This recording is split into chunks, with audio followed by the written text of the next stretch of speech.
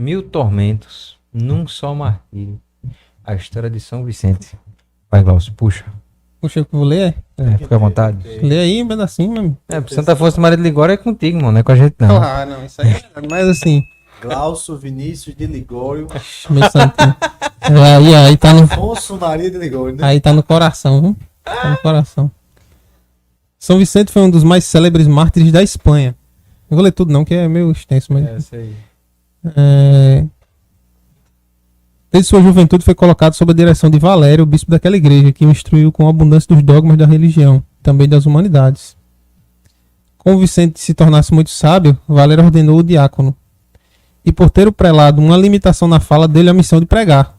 Eita. E o nosso santo cumpriu bem o seu ofício, convertendo grande número de pecadores e até de pagãos. Desce aí, Luciano, por favor. Naquele tempo, ano 103, as Espanhas estavam sob o domínio de Maximiliano.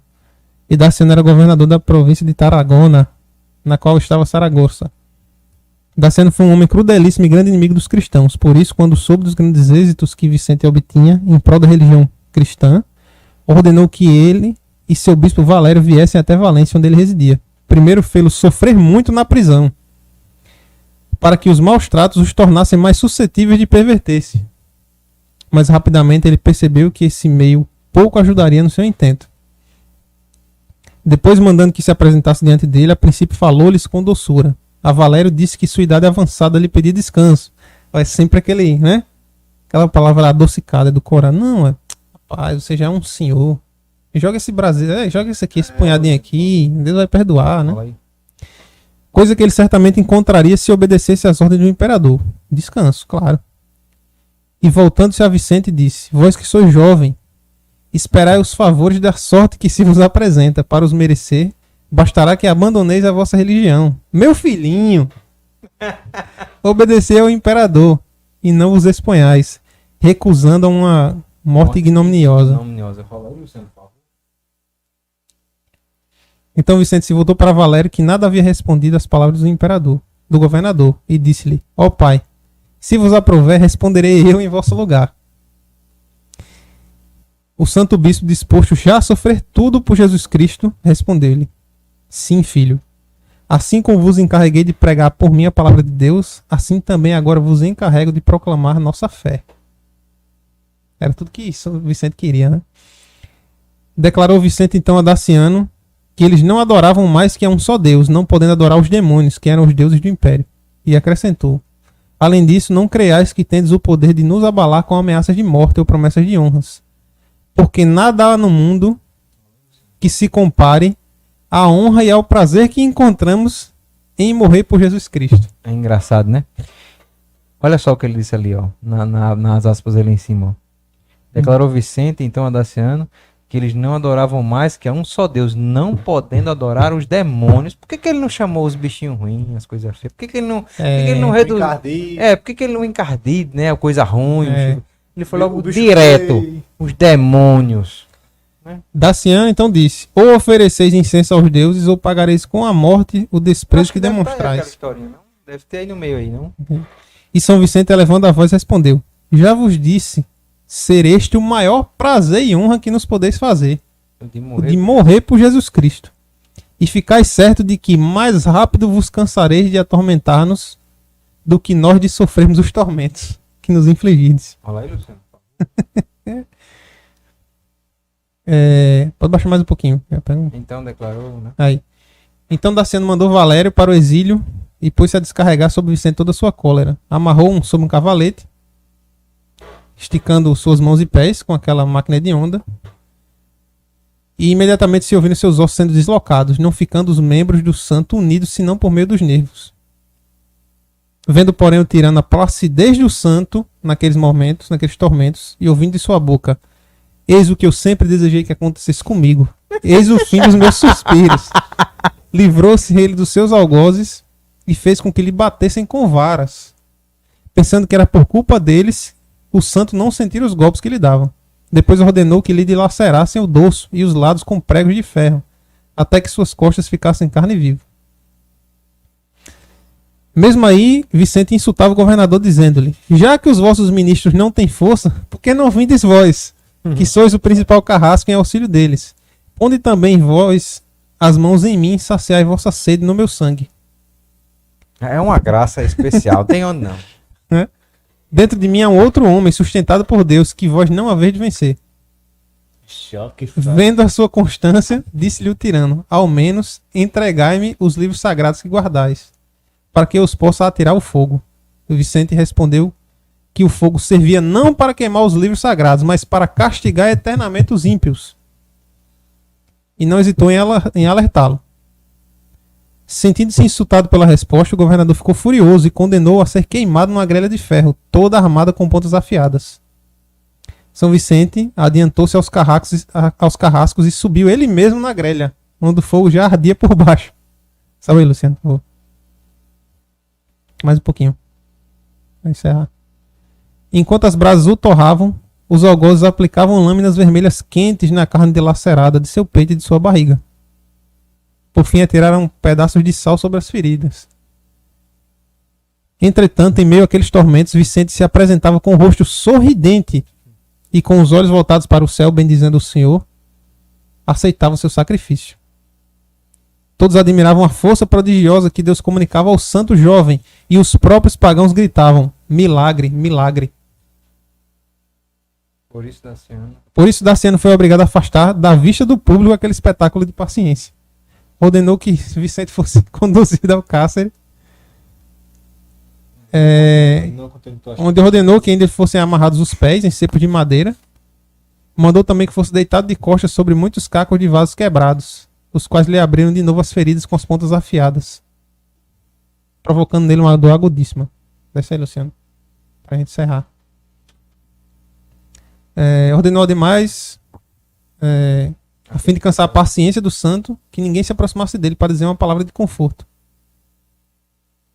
Mas Deus tornou vãos os seus planos, pois ele mesmo veio consolar o seu servo, chamando-o ao paraíso. Nosso Senhor deu o presente a ele. Nas profundezas da noite, viu o santo um grande esplendor. Viu também se soltarem seus pés dos lenços que o prendiam. Ao mesmo tempo, sentiu-se revigorado por uma visita celeste. Muitos anjos vieram até ele, e anunciando-lhe o fim de suas penas, convidaram-o a tomar parte na glória do céu. Os guardas, acordados pelos raios daquela luz que atravessava as fendas da porta, aproximaram-se dela, e tendo ouvido os anjos unidos louvar a Deus, com o Marte, abraçaram todos a fé cristã. Então... Ô, Luciano, só vai, por favor, só pra... Não sei se tu lesse essa parte aí, um pouquinho mais acima aí.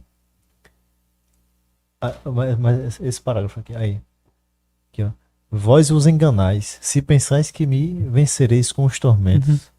Dentro de mim há um outro homem, sustentado por Deus, que vós não podeis vencer. Meu irmão. Acaba pra dizer um negócio, esse cara deve estar muito cheio de... graça. O martírio é uma graça que Deus dá. Assim, Não pessoal. adianta você dizer que eu sou valente, eu sou, né, bichão, que eu aguento. É muito amor. Meu irmão, e outra coisa, o que tá movendo ele não é nem, acredito eu, né, que não é nem, assim, essa vontade de sofrer isso aí, eu acho que ele ficar feliz porque Deus Por quem acolheu. tá morrendo. Eu estou morrendo por este homem. Pois é, ou seja, fui admitido que nem nos Atos dos Apóstolos, né, quando os primeiros apóstolos foram mandados para o açoite, né, que eles ficaram felizes, né, quando foram açoitados lá no início da dos Apóstolos, né. No livro, acho no História da Companhia de Jesus, do padre Dalrinac, acho que é lá que fala que os jesuítas, quando tinham as missões, eles vinham os lugares carregadíssimos, entendeu? E ficava meio que uma briga assim, dizendo, não, tipo, caramba, a oportunidade de ir pra lá e ser martirizado e tal, e ir pro céu, junto em Nosso Senhor, entendeu? Ficava meio que aquela briga assim, pra ver quem ia. É muita... É a diferença, né? E assim, eu quis trazer esse exemplo, essa história belíssima, esplendorosa, assim, a gente fica embasbacado. Não, o texto é maravilhoso. Né? Por isso que foi É bom a leitura maravilhoso. dele. né, Exato, foi. mais extensa, né? Porque assim, o texto fala por si só. E os links dessas matérias e notícias, inclusive, desse texto, tá na descrição do vídeo aí, pessoal. Se vocês quiserem acessar depois e dar uma olhada nele Vocês completa. querem começa a falar aí? Eu acho que tem tudo a ver com a virtude da fortaleza, que seria o tema, Exatamente, no caso do nosso, que seria essa segurança, né, que Deus deu, né, é porque a virtude vem de Deus, pô. Não adianta a gente querer aqui dizer que, por mais que você se ache santo, né, até porque São Paulo já dizia, né? Aqueles que se acham fortes, né? Cuidado para não cair, né? Aqueles que se dizem fracos, né? Como São Paulo mesmo dizia, né? A minha fraqueza que... Quando estou fraco é quando É, forte estou. pronto, é isso aí. Então, segue aí, Rodrigo, que eu vou, acho Não, que eu vou ali. O texto é autoexplicativo. Pois é, eu vou aqui. Né? Não necessita de qualquer palavra minha, porque Isso daí, claro, isso que leva, né, a virtude principal dos mártires é naturalmente a virtude da fortaleza. Uma das chamadas 4 virtudes cardeais, né? Prudência, temperança e fortaleza. E essa virtude específica dos mártires, né, que é a virtude da fortaleza, é aquela virtude responsável na nossa alma por, claro, aí é a virtude da fortaleza sobrenatural, né? É uma graça sobrenatural, melhor dizendo. Mas ela é, claro, vem do mesmo gênero ali da virtude natural da fortaleza. O que é a virtude da fortaleza? É aquele nosso instinto que se relaciona com o perigo, né? Aquele instinto de ataque e de defesa. Entendeu? A virtude da fortaleza está aí. E essa virtude faz com que nós resistamos diante de um mal. Claro, porque se não vem nenhum mal, sim. eu vou Fazer o estar quê? sendo forte contra o quê? Entendeu? E ela se divide, né? Em magnanimidade, ou seja, é a alma grande. É a alma que aspira grandes coisas. E a perseverança, né? A perseverança é o continuar neste plano de grandes coisas que eu estou buscando. Então, a magnanimidade, magna anima, ou seja, a alma grande, é justamente aquilo que se refere à santidade, à busca da santidade. São Tomás fala que a virtude da magnanimidade é isso. É a alma que aspira à santidade, às coisas grandes. Porque não há coisa maior do que a santidade, né? Então, isso é interessante, porque muitas vezes você pergunta às pessoas: tu quer ser santo? A pessoa acha um sintoma de humildade dizer que não. Não, eu santo? Não tem como ser santo, não. Eu santo, entendeu? Como se fosse uma coisa, né? E ela acha que isso é humildade. Ela Como se fosse dizer um que não é exercício de santa humildade, ou que né? não quer ser santa. Sim. Mas de jeito nenhum. A Não. virtude da magnanimidade diz o seguinte: que nós devemos aspirar a sermos grandes santos. Até porque Deus Não é falta de humildade nenhuma. Por pediu que a quê? gente fizesse isso, né? Exato, mas Não, por quê? Levítico- Ser Porque, perfeito, né? por quê? O que é Levítico. santidade? Santidade é humildade. Então, querer ser um grande santo é querer ser maximamente humilde. Entendeu? E verdadeiro. Ou seja, é o contrário que o pessoal acha. Não, esse negócio de eu querer ser um grande santo. Não, isso aí não. Isso aí é uma posição confortável. Claro que não. Nós santo? devemos Sim. querer ser santos. E como assim, a gente que tem que trabalhar as virtudes, fortalecê-las, né? Como é que você vai fortalecer as virtudes, né? Trabalhar elas para que elas cresçam mais, sem uma vida sacramental direita? Pois é. Confissão, Eucaristia. Tá entendendo? Batismo, né? Crisma. Isso aí a gente passa, né, desde a infância, mas o dia a dia parece que a vida sacramental, né? A vida desse santo, se você, por exemplo, se você fosse analisar a vida sacramental de um santo desse, era de dar água na boca, rapaz, como é que esse homem consegue isso tudo, mas, né, o sinal, como diz o catecismo, né, que o sacramento é um sinal que marca a alma da pessoa. Quer chegar à santidade, frequenta os sacramentos, pô. E vai dando um passo de cada vez, crescendo.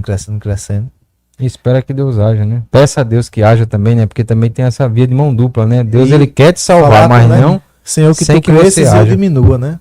Uhum. Que ele apareça. Que só assim a gente, tipo, não tem condição de a gente olhar para a história do santo desse e dizer que ele não foi sal e luz pro mundo. Uhum.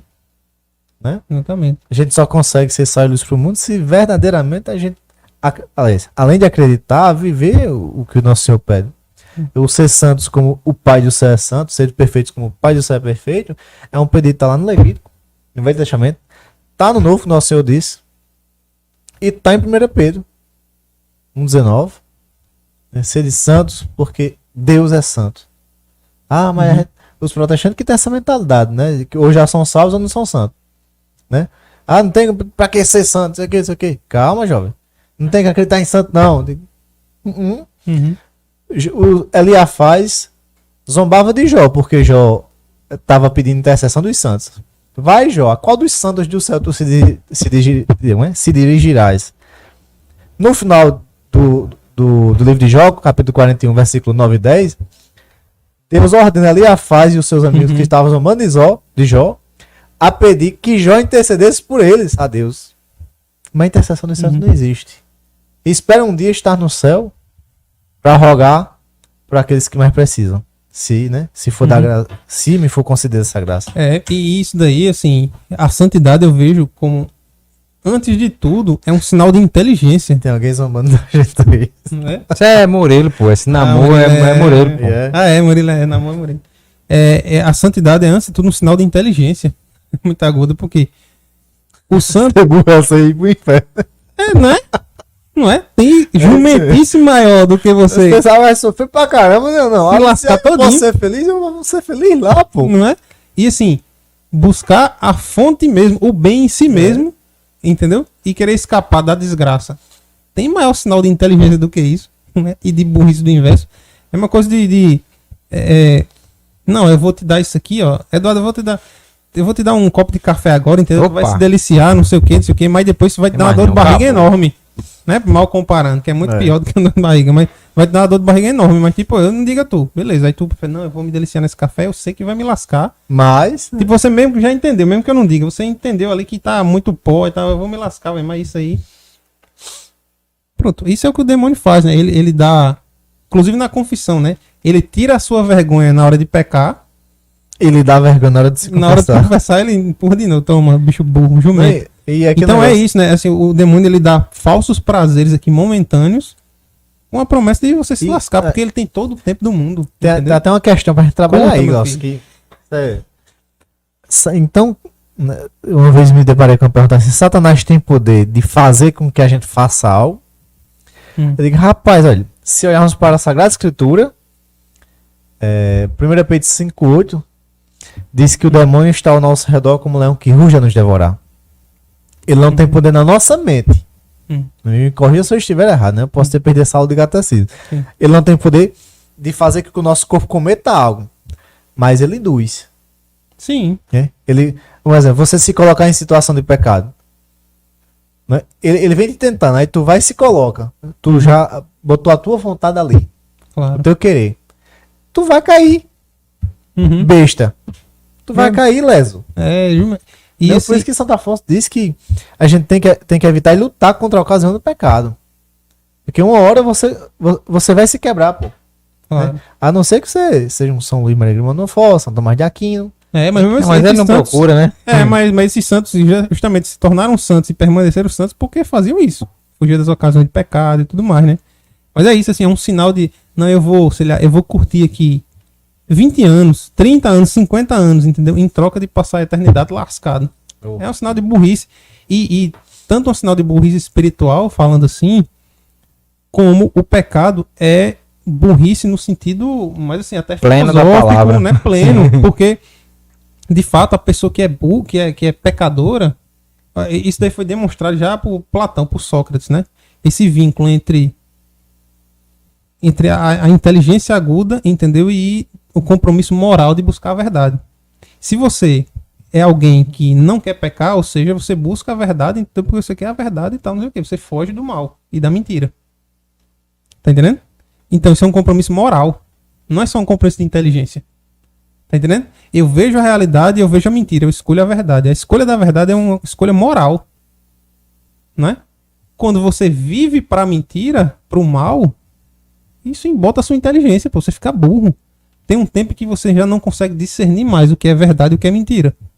Você vê a mentira não importa. E aquilo se naturaliza tanto que você toma ela por verdade. E se lasca. Eu não sei se vossas excelências já foram nesse nível já, né? Mas eu já cheguei a mentir tanto na minha vida, né? Pregresso. Que tipo assim... Era natural. Quando o cara vive nessa constante história de viver a mentira, você mente até pra coisas que nem precisa. E ela acredita na mentira dele. Não só... Não quero dizer só nessa questão do acreditar na mentira, mas é o hábito da mentira. Você mente até sem necessidade, sem precisão. Tipo assim... fulaninho tá em casa. Ah, tá não. Tá, mas não tá não. Rapaz, isso é tipo, essencial demais. Alguma coisa assim, tipo... fulano, tu tem uma caneta aí, tu tem 10 canetas no teu bolso, eu não. Sabe, tipo assim, você Já já... não tem necessidade. Vai fazer Não assim, tem rapaz, eu necessidade. tenho, mas não quero lhe emprestar. Não vou dizer nem Né? assim, é porque essas pessoas já vivem Olha, numa escuridão Não tão seria grande. prejuízo nenhum pra você dizer que tem caneta. É. Pois é, não seria nenhum prejuízo. Não, mas me Você diga vê o uma coisa. contrário, Mas Você, você tá simplesmente vai dizer mentira porque já é natural dessa. Isso é algo que é complicado, pô. eu conversava uma vez com o Luan, aí, gente, Isso é um estado de espírito complicado. um exemplo. Eu chego na casa de Glaucio, a mãe dele, tá não. É Glaucio, tá. Quem mentiu, a mãe dele ou ele? E agora, José? Se ela Eu diz- chego na tua casa aí, né? Dona Laura, Glaucio, tá? Tá não. ela sabia que eu tava? Sim, sabendo, né? Hum. Aí Glaucio vai se, né? E fica calado. Quem mentiu? É, se ela sabia, né? Se ela sabia que eu tava em casa, Pois é. mas disse que eu não tava, ela mentiu. Aí Né? tem outro caso, né? Os dois mentiu, né?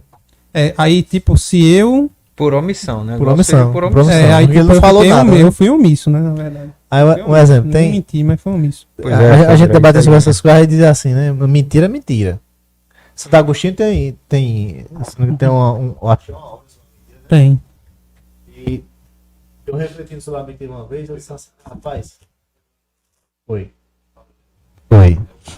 Fabinho, só Aqui me filho. embaixo? Aqui? Tá bom? Aí, pronto. Mas assim, qual é a diferença do roubo de uma agulha para o roubo de um banco? Uhum. Tem um valor muito alto, pode levar um prejuízo, o outro nenhum, né?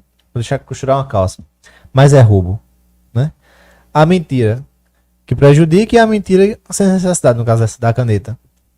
Não vai deixar de ser mentira. Mentira é mentira, né? Uhum. Tipo, tanto que ele fala no você desgostar, se desprender de mentir, deixar de mentir. E toda vez que você for falar ou for perguntado, você lutar contra qualquer mentira, pô. Ah, Glaucio, que horas são? Aí, não que chegar aos escrúpulos, é assim, é 8h30, é 8h29. Eita! Pra não dizer, né? É, Não chegar a esse escrúpulo, né? Né? Tem gente que é assim, rapaz, 8h30 e 36 segundos. Homem, tem uma galera Pra não que mentir. fica fazendo questão, Uhum. pular na loja, Né? chega lá na loja aí. Aí eu, bom dia. Aí passou de meu dia? Boa tarde. Homem, pelo amor de Deus, tanto faz, bom dia. É. Mas, Entendeu? que seja, Mas, boa assim, tarde. A luta pela mentira, Sim. pô, ela. Tipo, uma mentira pequenininha que você conta por brincadeira, ela pode gerar um mal grandioso. Grandioso não, porque, né? ela é de excelência, mas. é grande. Assim, grande. E outra, quando ela cria as perninhas, pra você tirar essas perninhas é difícil. Porque, como a gente falava aqui uma vez, tipo, a verdade, uma vez que ela é dita, ela ecoa pra eternidade e é fixa, né? Você acredita, ela é impactante. Mas a mentira, ela desgraça. Se eu contar uma mentira tua pra levantar a tua reputação, é muito difícil. Agora, se eu falar das tuas qualidades, quase ninguém vai te conhecer pela tua qualidade. Aquela história de São Felipe Neri Né? com a galinha. Exatamente. Entendeu? Pois é, e assim, esse negócio de... Imagina uma sociedade que vive na mentira. É. Uma sociedade que vive na mentira é uma sociedade desgraçada demais. É como aquela fábula lá do Hoje em Pedro e o dia. Lobo. Hoje em dia. É. Pedro e o Lobo, né? Aquela fábula lá que o pirralho... A ilusão de ser feliz aqui na Terra. Uhum. Não, mentira. Sim, né? Enganação do demônio. Que o pirralho chega, Pedro... Eita, lá vem o lobo, vai pegar todo mundo corre. Aí ele faz 5 vezes. E é mentira, ele sempre tirando onda. Quando é a sexta, lá vem o lobo mesmo. Aí ele, lá vem o lobo. Pô, oxe, sai daí. Ou Ó, seja, Rodrigo, a pergunta é pra tu ali, ó. perde credibilidade, né?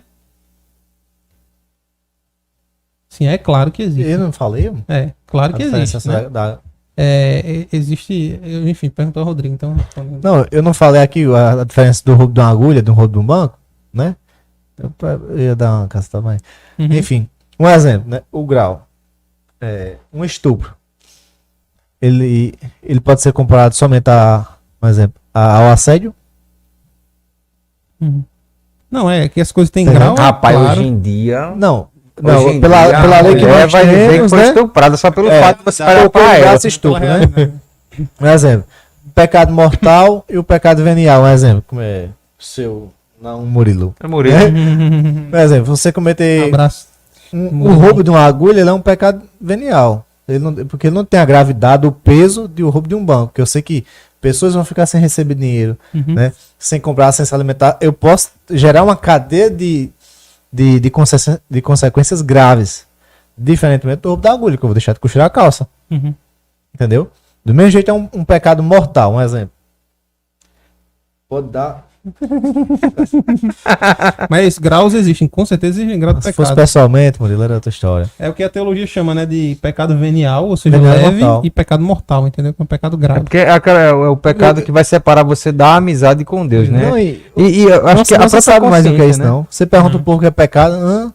Pecado mortal. Não sei. É Pecado porque as venial. pessoas não têm aquele estado de amizade com Deus.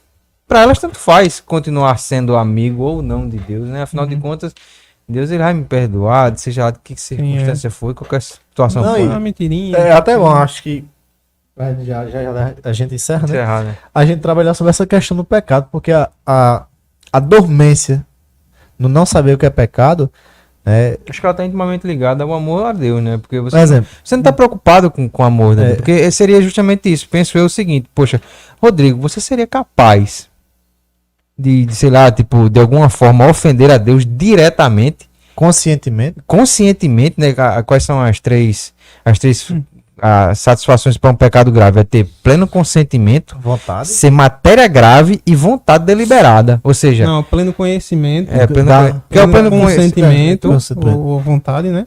E a matéria grave. Pronto, e a matéria grave. Você vai diretamente sabendo que o negócio é errado e grave, né?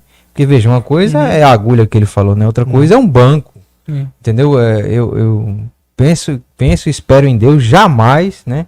Que ele não permita, a Virgem Santíssima também, São José também, jamais me permita querer cortar esse laço de amizade com Não, Deus, e entendeu? Eu sei que tu era Raul, era ladrão. E não acontece, e a gente mesmo sabendo da verdade. Por isso que é importante o católico conhecer a sua fé, é importante estudar, e quanto mais estuda, quanto mais conhece, saber que maior é a responsabilidade.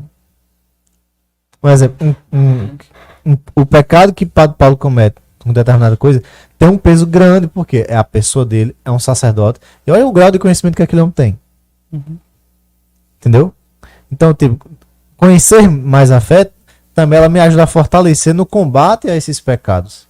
Né? A repudiar o mundo, repudiar o pecado. Ela também vai te fazer amar mais, né? Exatamente. Porque quanto mais você Se eu amo muito a Nosso Senhor, quero viver ofendê-lo. a sua vontade, pô, você não vai. É o exemplo dos santos. Amou muito. Muito santo foi quem muito amou. Né? Um exemplo. Quantas vezes a gente tá bem, e do nada, pum. Leva uma rasteira. Diz, rapaz, vacilei. E você tem que voltar atrás. Né? Eu ia dar um exemplo, mas esqueci. Pois é. Mas essa coisa mesmo Sobre o pecado. Pode Exemplo. ser, pode ser. O que é o pecado, né? A gente tem o pecado original. E para esclarecer bem, né? A noção, a falsa noção que esse pecado original ele ainda não está na nossa alma, tá sim. As manchas do pecado, né? Mãezinha até tem uma imagem bem bonita de 4 pessoas, né? Com um pouquinho de mancha, uma manchinha, sabe? Vai apagando. Toda vez que, por exemplo, o pecado mortal, o original tá aqui. Ele é apagado no batismo, certo? E mesmo com confissões, ainda fica aquelas manchinhas. As consequências. Né? As consequências, né? A gente não pode se deleitar nele, né? Mas tem uma palavra que o catecismo cita, que eu não vou me recordar agora. Mas esses fragmentos de pecado, né, mortal, original, ficam na nossa alma e nós vamos matando ele aos poucos, com o tempo. Não é isso? Vamos ter plenitude nele como? No céu. O Apocalipse diz, nada de impuro entra no céu. Né? Por isso que serve para Nosso Senhor criou o purgatório. Para que lá você se purifique de tudo. O purgatório você já está no céu, mas dói entrar no céu. Então você tem que estar lá. Então purifica. A penitência que faltou, a reparação que faltou em vida dos pecados cometidos. E vem a prática das indulgências. Tipo, você lutar, fazer orações indulgenciadas, né? Para ir aniquilando essas. Né? A própria piedade. Para ir aniquilando o amor próprio, né? Não, também, né? Não, diga padrão. Sim, padrão. Tipo, você procurar essas práticas de piedade, de indulgência, Você lutar pô, em acabar com essa. Como é que eu posso dizer? Porque toda a filosofia sabe mais que eu. Me fugiu a palavra, pô. Na verdade, porque o pecado original, ele é uma tendência, né? Isso. Na nossa alma, né? Pô, a tendência da alma de demandar pro lado errado. Exato, é. Demandar, É como se fosse. demandar pra esquerda. Pra ilustrar, é como se fosse uma força gravitacional, né? Se Puxando. você ficar parado, vai levando você pra lá. Foi até Eduardo que disse uma vez, ó, bota duas criancinhas brincando com um brinquedo só. Ali. Daqui a pouco uma vai estar brigando com a outra porque é egoísmo.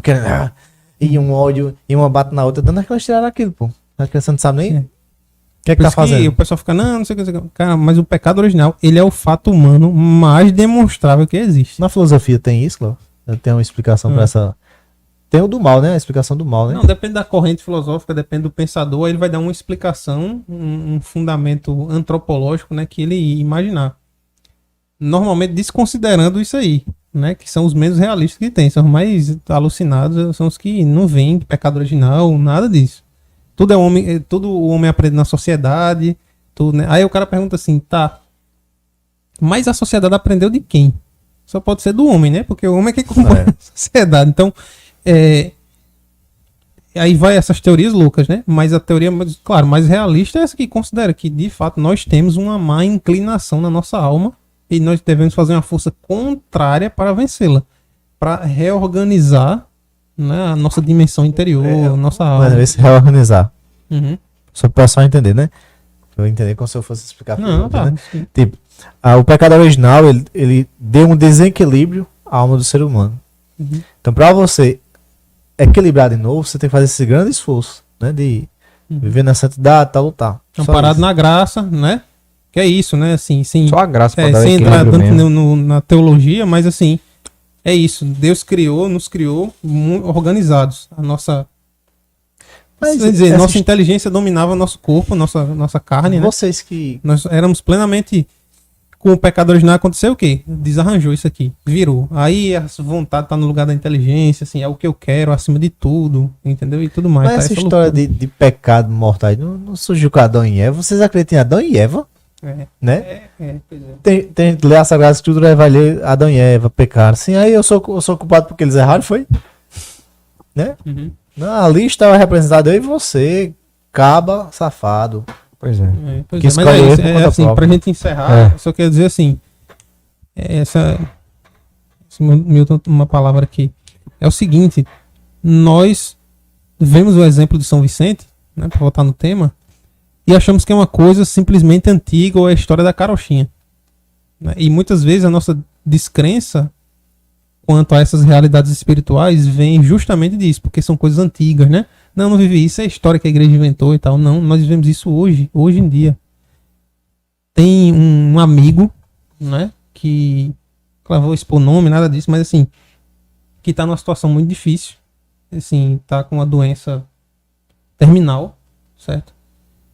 E que as notícias que eu tenho dele são simplesmente, assim, traços de santidade incríveis.